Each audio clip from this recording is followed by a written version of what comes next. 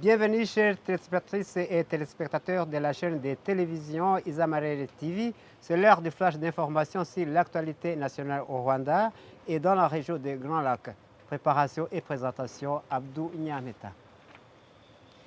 Tony Blair et le président Kagame discutent de la prochaine phase des transformations au Rwanda.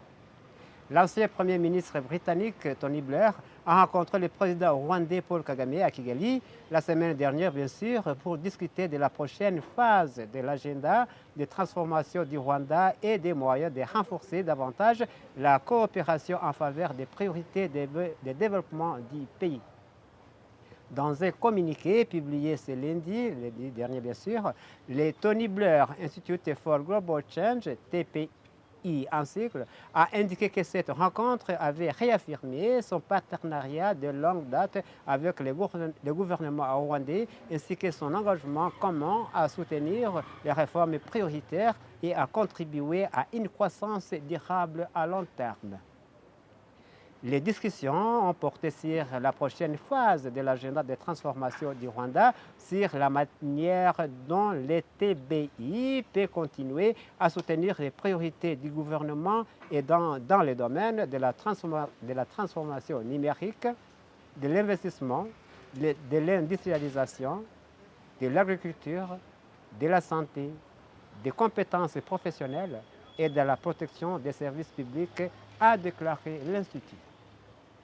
Tony Blair collabore avec le Rwanda depuis près de 2 décennies en tant que conseiller et partenaire du développement.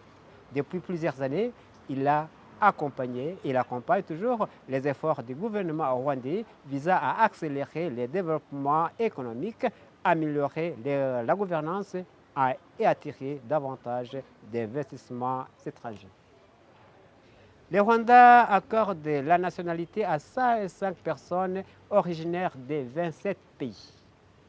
Le Rwanda a accordé la nationalité rwandaise à 105 personnes originaires des 27 pays avec une majorité de nouveaux citoyens provenant du Burundi, de la République démocratique du Congo, RDC en sigle. Selon un avis public de la Direction générale de l'immigration et de l'immigration, ces personnes ont officiellement obtenu la nationalité rwandaise. Une décision entrée en vigueur le 24 juillet 2026, conformément à une publication dans le journal officiel de la République du Rwanda. Parmi les nouveaux citoyens rwandais figurent 26 personnes nées au Burundi, 20 en République démocratique du Congo, 9 en Ouganda et 8 aux États-Unis d'Amérique. La liste comprend également 6 personnes nées en Belgique, 5 au Cameroun, 4 au Kenya, ainsi que 3 personnes nées au Rwanda des parents d'origine étrangère. D'autres ressortissants du Canada, des Pays-Bas, de la République du Congo, de la Suisse et de la Tanzanie ont également acquis la nationalité rwandaise avec des personnes issues de chacun de ces pays. Les données de la Direction générale de l'immigration et de l'immigration indiquent qu'environ 60% des personnes ayant obtenu la nationalité rwandaise sont âgées de 30 à 49 ans. Cette catégorie d'âge est considérée comme disposant d'un fort potentiel pour contribuer au développement social et économique du pays, notamment grâce à son activité professionnelle et son intégration dans différents secteurs. Le Kenya autorise le transit de 52 millions de litres de carburant destinés au Rwanda. Le Kenya a approuvé un accord permettant au Rwanda d'importer des produits pétroliers raffinés via le port de Mombasa avec un premier approvisionnement estimé à 52 millions de litres de carburant. Cette décision a été validée par le Conseil des ministres kenyans dans le cadre du renforcement de la coopération économique et commerciale entre Nairobi et Kigali.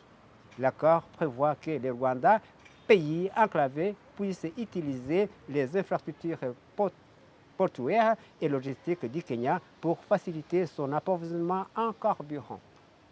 En effet, le Premier ministre kenyan et ministre des Affaires étrangères, Musalia Mudavadi, a indiqué ce 27 juillet 2026 dernier, bien sûr, que son pays était disposé à faciliter l'accès du Rwanda aux produits pétroliers en raison de son absence d'accès direct à la mer. Lors d'un échange avec le ministre rwandais des Affaires étrangères et de la coopération internationale, Olivier Nduhungirehe, à Addis Abeba, à l'Éthiopie, Mudavadi a expliqué que ces volumes représentaient une quantité suffisante pour couvrir près d'un mois de consommation au Rwanda. Il s'agit d'environ 52 millions de litres utilisables pendant près d'un mois, a notamment déclaré les responsables kenyans. Le Rwanda prépare l'arrêt progressif des réseaux 2J et 3J. Le Rwanda a annoncé un plan visant à retirer progressivement ces réseaux mobiles 2J et 3J afin de favoriser l'expansion des technologies 4J et 5J et d'améliorer la qualité de la connectivité commerciale dans le pays. Dans un communiqué publié ce 27 juillet 2026 dernier, le ministère des Technologies et de l'Information et de l'Innovation, MINICIT en sigle, a annoncé que l'arrêt national des services de 3J est prévu pour le 30 juin 2027. La suspension des DJ interviendra ultérieurement après une évaluation de la couverture réseau, de la continuité des services et de l'utilisation des appareils compatibles. Cette transition sera menée par les ministères, c'est-à-dire les ministères, et l'autorité de régulation des services publics du Rwanda, RURA, en collaboration avec des opérateurs de téléphones mobiles, les institutions publiques, les secteurs privés et les utilisateurs. Selon les ministères, l'abandon de ces anciennes technologies permettant de libérer des spécialités réseau actuellement occupées par des infrastructures vieillissantes et permanentes aux opérateurs d'investir davantage dans l'amélioration de la couverture 4J et le développement progressif de la 5J. Les habitants de Goma, de la ville de Goma, les habitants de Goma et de Bukavu s'opposent à Tshisekedi et aux sanctions contre la FCM 23. Des milliers d'habitants sont descendus dans la rue de Goma et de Bukavu, en République démocratique du Congo, pour protester contre le projet du président Félix Antoine Tshisekedi de réviser la Constitution et pour dénoncer les sanctions imposées par le Conseil de sécurité de l'ONU, de l'Organisation des Nations Unies, et aux dirigeants de la coalition AFC M23.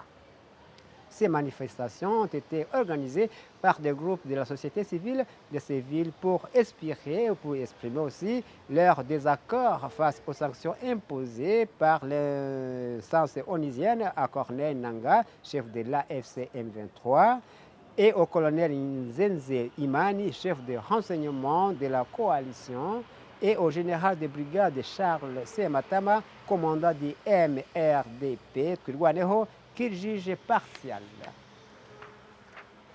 Ces groupes de la société civile avaient auparavant fait part de leur opposition aux tentatives persistantes du président Tshisekedi de se maintenir au pouvoir au-delà de 2 mandats par le biais d'une révision constitutionnelle.